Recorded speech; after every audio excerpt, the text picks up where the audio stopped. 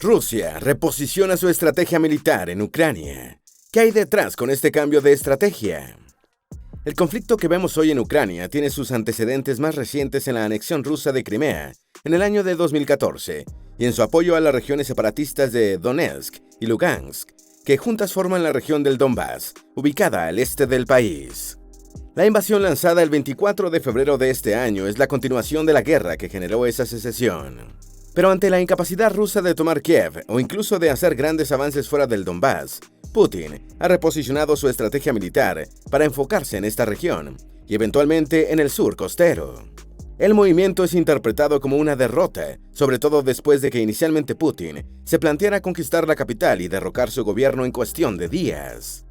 Por ser Kiev el centro político del país, someterla e instaurar un gobierno títere era crucial para intentar legitimar una anexión rusa de Ucrania.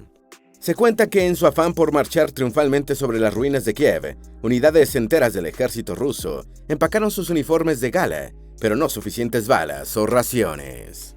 Es muy probable que ese desfile de los invasores no se produzca nunca, porque su agresión ha mutado en dos cosas simultáneamente. Una guerra de desgaste y algo mucho más preocupante, la primera guerra proxy peleada en suelo europeo entre la OTAN y Rusia. Hagamos un balance de lo ocurrido recientemente en este conflicto y lo que ha llevado a Rusia a replantear su estrategia. Antes de meternos a fondo, no olvides suscribirte a nuestro canal y activar las notificaciones para mantenerte al día con nuestras actualizaciones.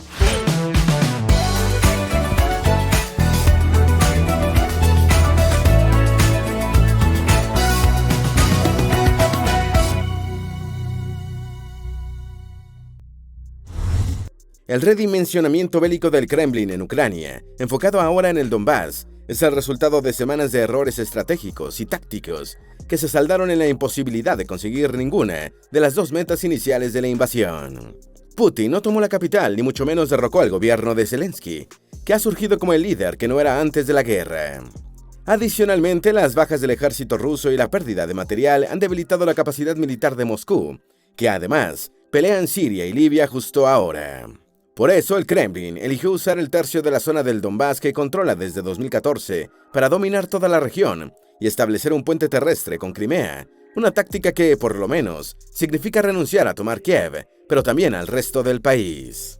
A principios de mayo, Estados Unidos reveló que Rusia pretendía llevar a cabo un referéndum en el Donbass, similar al que ejecutó en 2014, para simular que las zonas separatistas eran repúblicas independientes, pero con la diferencia de que esta vez serviría para justificar su anexión a Rusia. Sin un dominio militar de toda el área, más allá del tercio del territorio que Rusia tiene desde 2014, el referéndum tendría aún menos legitimidad y sería visto como un resultado pírrico incluso por los mismos militares rusos. Por todo ello, la verdadera prueba de fuego para Putin en Ucrania está ahora en el Donbass. La guerra por el Donbass, la verdadera prueba de esta guerra. Así lo tituló el Financial Times a finales de abril, en un análisis que recogió el más probable desarrollo del conflicto, una vez que Rusia modificó su estrategia tras 2 meses de guerra. Ahora las fuerzas rusas, luego de bombardear a cero las ciudades en Donbass, concentrarán tropas, blindados y artillería en los alrededores antes de asaltarlas. Esta estrategia también contiene un giro hacia tácticas más convencionales que dejan de lado las usadas al inicio, como las movilizaciones de columnas larguísimas, que quedaban a merced de los ataques ucranios, una vez que se desconectaban de la logística. Pero este cambio no asegura la victoria rusa, ni siquiera en su más modesta meta de dominar todo el Donbass, ya que en su camino se atraviesa la Fuerza Operativa Conjunta Ucraniana, o JFO por sus siglas en inglés. Esta agrupación reúne a una cuarta parte del ejército ucraniano, formada por más de 40.000 de los más duros y mejores combatientes, que estaban atrincherados en la región, mucho antes de que empezara la invasión del 24 de febrero. El fracaso de la estrategia inicial de Rusia. Aunque la propaganda rusa trata de desvirtuarlo, la verdad es que su estrategia inicial fue derrotada durante los 2 primeros meses de la guerra. El símbolo más humillante de esa derrota para Moscú fue el hundimiento del Moskva, su barco insignia en el Mar Negro, luego de que lo golpearan un par de misiles Neptune ucranianos disparados desde la costa. El temor de que esta hazaña se repita y otros barcos sean hundidos, aunque Ucrania reclama haber hundido otro barco junto al Moskva, es lo que había impedido hasta principios de mayo asaltos anfibios en el sur del país por parte de fuerzas rusas. En tierra, la estrategia de ataques de infantería relámpagos contra Kiev y los asaltos descoordinados en el noreste y el sur del país tampoco funcionaron, aun cuando fueron apoyados por artillería y helicópteros. El fracaso estuvo signado por una incapacidad logística vergonzosa que hacía que los blindados se quedaran sin combustible, pero también por lo obsoleto de la táctica rusa de emplear grandes concentraciones de fuerzas a lo largo de una gran extensión de terreno, que no solo hace el abastecimiento imposible, sino que además hace vulnerable a las tropas a ataques de las mucho más ágiles fuerzas ucranianas. Gracias a todo ello, los ucranianos, en buena medida también por las armas occidentales, fueron capaces de repeler los ataques y desalojar al ejército ruso, incluso de muchas de las posiciones que capturó usando estas tácticas. Por otra parte, hay quienes sostienen que los rusos no han querido usar las tácticas de tierra arrasada como las que emplearon en Siria, y que esto es lo que realmente justifica su humillación militar hasta ahora. Pero este argumento resulta risible si se consideran las batallas de Kharkov o de Chernígov. En la primera fueron completamente destruidos o dañados al menos 2.000 edificios por los bombardeos rusos, sin que pudiese ser tomada. También basta ver la destrucción en Mariupol para comprender que el ejército ruso no se ha contenido en su esfuerzo bélico, aunque pese a ello no logró tomar la ciudad luego de un mes del cambio de estrategia. El cambio de estrategia de Rusia en Donbass. La forma más sencilla de resumir el cambio de estrategia de Rusia es decir que ahora concentrará sus 190.000 tropas en el Donbass. El objetivo es dominar toda la región y establecer así un corredor terrestre con Crimea y además extenderse hasta Transnistria, en Moldova. Putin anunció este giro a finales de marzo, cuando declaró el final de la primera parte de la ofensiva y advirtió que se concentraría en el Donbass, pero también con la amenaza de que podría responder con armas nucleares tácticas el apoyo de la OTAN a Ucrania. El bombardeo intenso del este de Ucrania. El primer paso del cambio de estrategia inició el 19 de abril, con el bombardeo masivo sobre la región. A esta táctica de ablandamiento de las posiciones ucranianas le siguió la movilización de tropas rusas desplegadas al noreste y al sur del país para atacar el frente occidental del Donbass, en un intento por rodear a las fuerzas ucranianas ubicadas allí. La guerra por el reabastecimiento de Ucrania y Rusia en la región de Donbass. Profundizaremos en ello más adelante, pero por las fortificaciones ucranianas en la región, la nueva fase de la guerra podría estancarse en un empate sangriento por meses. Para ganar, ambos ejércitos deben asegurar sus líneas de abastecimiento. El ejército que asegure un flujo constante de hombres, material y combustible logrará una ventaja que puede derrotar al otro. Putin lo sabe perfectamente y por eso ha bombardeado líneas férreas al oeste y al sur que se conectan con Polonia, trayendo los vitales suministros occidentales a las fuerzas ucranianas. Aunque la OTAN ha sido hermética sobre cómo abastece a su aliado, se sabe que la principal vía usada son los trenes, por lo que el Kremlin profundizará esta táctica en las semanas por venir. Por su parte, Ucrania ha atacado depósitos de combustible en Rusia con el mismo objetivo de dañar su logística. Pero el mismo Consejo Atlántico advierte que en la región del Donbass, Rusia posee una superioridad que paulatinamente inclinará la balanza a su favor, salvo que Ucrania encuentre una forma de asegurar sus líneas de suministro, al mismo tiempo que degrade la capacidad rusa de proteger las suyas. ¿Qué es el Donbass? La región del este de Ucrania que Rusia ha reconocido como independiente. Antes mencionamos que el Donbass, o la cuenca del Donetsk en ucranio, es una región del este de Ucrania cuya población prorrusa declaró la independencia de una tercera parte de toda la zona mediante un cuestionado referéndum en el año de 2014. El referéndum fue considerado ilegal por Ucrania y antidemocrático por la Unión Europea y Estados Unidos. Pero mucho antes y pese a que la población del Donbass es mayormente rusófila, durante el referéndum de 1991, en el que se decidió la independencia de Ucrania, más del 80%, tanto en Donetsk como en Luhansk, apoyó la independencia. Luego vendrían turbulencias políticas en la región, cuando se sintió desatendida por el gobierno central en Kiev, con un hito en la huelga de mineros de carbón en 1993. Pero la secesión que dio lugar a la verdadera primera fase de la guerra ruso-ucraniana en 2014 fue el resultado de las protestas Euromaidan, provocadas por la negativa del entonces presidente Yanukovych a firmar un acuerdo de asociación política y libre comercio con la Unión Europea por la presión de Moscú. En diciembre de 2013, Putin había ofrecido comprar $15.000 millones en bonos ucranianos y reducir su factura de gas ruso, algo que la mayoría de los ucranianos interpretaron como que Yanukovych había sido comprado por el Kremlin. Estas protestas, también conocidas como Revolución de la Dignidad, terminaron con la remoción de Yanukovych por parte del Parlamento, quien buscó ayuda en Rusia. Ahora el Donbass se prepara para ser el epicentro de una guerra de desgaste entre Rusia y la OTAN.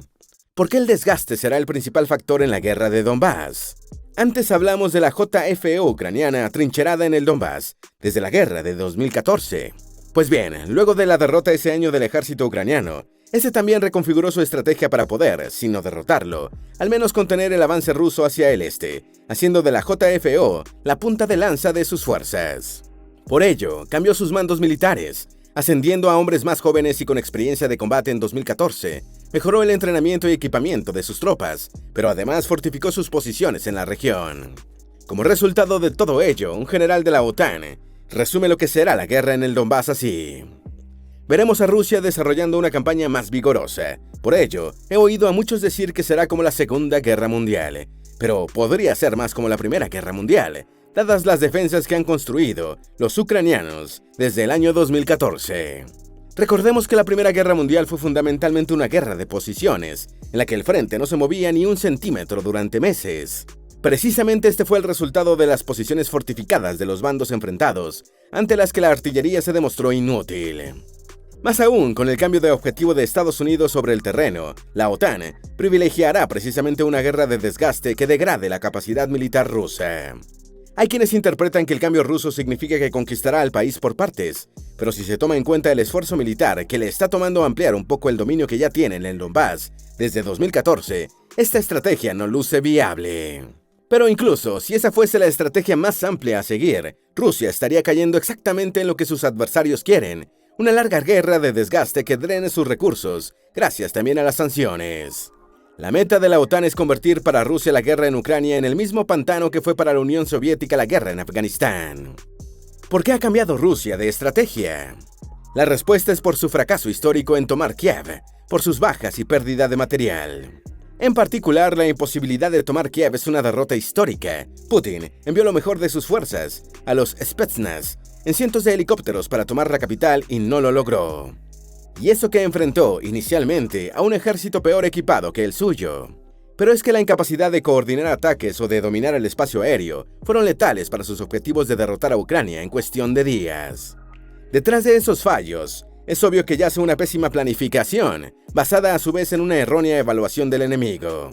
La historia militar no registra un precedente contemporáneo de una potencia militar que haya demostrado peor desempeño en una guerra contra un país con las capacidades defensivas de Ucrania. Estados Unidos planea debilitar a Rusia con una guerra larga en Ucrania. A finales de abril se produjo un cambio significativo en la guerra. Medios como The New York Times o Slate señalaron el punto de inflexión en el que el objetivo de la OTAN ya no es ayudar a Ucrania a derrotar a Rusia, sino debilitar a esta última militarmente. Hay que matizar esta afirmación para decir que este es el objetivo de Estados Unidos al que la OTAN coadyuvará. Ese cambio se produjo el 25 de abril cuando el secretario de Defensa estadounidense, Lloyd Austin, dijo que los objetivos de Estados Unidos en la guerra no son solo proteger a Ucrania como un país soberano y democrático, sino debilitar a Rusia como poder militar. Aunque esto era obvio ya en los días previos a la declaración de Austin, algunos se sorprendieron al oírlo explícitamente. Otros se asustaron por el evidente riesgo que implica, porque ahora, el que Estados Unidos se plantee debilitar militarmente a Rusia, aumenta el riesgo de una guerra abierta entre ambos. ¿Puede haber guerra entre Estados Unidos y Rusia? Incluso si no se cumpliera el peor escenario, un ataque ruso a un miembro de la OTAN, que obligaría a Estados Unidos a responder, la posibilidad de un enfrentamiento directo entre los dos países está ahí desde el mismo 24 de febrero. Y la Casa Blanca ha mencionado, aunque no tan explícitamente, ciertas líneas rojas en la guerra en Ucrania, como el uso de armas químicas. Para calibrar esta posibilidad es bueno recordar que en el contexto de la guerra civil en Siria, la administración Obama hizo la misma advertencia al régimen de Bashar al-Assad, que sin embargo, usó armas químicas contra su población civil en agosto de 2013. Al final, Obama no cumplió su palabra y no hubo represalias contra Damasco, algo que les indicó a los rusos, quienes en realidad dirigían esa guerra del lado de Assad, que tenían carta blanca para actuar. Pero hoy sería diferente, por el teatro en el que se pelea y por la presión que ejercería la OTAN sobre Estados Unidos. La posibilidad de una guerra directa entre Rusia y Estados Unidos se hace aún más cierta si Putin, en un intento por salvar su cara, llegara a usar armas nucleares contra Ucrania, un país no perteneciente a la OTAN, pero al que la Casa Blanca ha decidido defender. Las constantes amenazas de Moscú de emplear armas nucleares han sido valoradas hasta ahora como bravatas. Sin embargo, a medida que se acerca el 9 de mayo, el momento en que Rusia celebra el Día de la Victoria en la Segunda Guerra Mundial, esas amenazas podrían dejar de ser bravuconadas. Los ucranianos se refieren a los soldados rusos de forma peyorativa como orcos, que son los monstruos de las novelas de J.R.R. Tolkien. En la ficción de Tolkien, los orcos, que se basaban en los soldados alemanes de la Primera Guerra Mundial, en la que Tolkien peleó, atacaban en oleadas tratando de imponer su superioridad numérica. Pero hombres, enanos, elfos y demás aliados de la Comunidad del Anillo los derrotaban siendo más rápidos e ingeniosos tácticamente. Claro, a veces contaban con ayuda, como la de los muertos de Dunarov. Fuera de la Tierra Media, hoy en Europa Oriental, los soldados ucranios pelean de forma similar a los personajes de esa ficción contra los rusos, obligándolos a replantear su estrategia, que ahora se dirige, mediante una carnicería, solo a asegurar la región del Donbass. Aunque bien podría ser un hito transitorio para un replanteamiento a mediano plazo. Veamos qué acontece en los próximos días. ¿Tienes alguna duda o sugerencia? Haz tu aporte escribiendo en los comentarios y así entre todos nos ayudamos. Esperamos que este video te haya sido útil. Si tienes algo que agregar, por favor, compártelo con nosotros en la sección de comentarios. Dale me gusta a este video y envíale el enlace a tus familiares y a tus mejores amigos para que también sepan por qué Rusia está reposicionando su estrategia militar en Ucrania. Si eres nuevo en nuestro canal, no olvides suscribirte. Recuerda, la vida siempre es mejor creando y dando valor al mundo.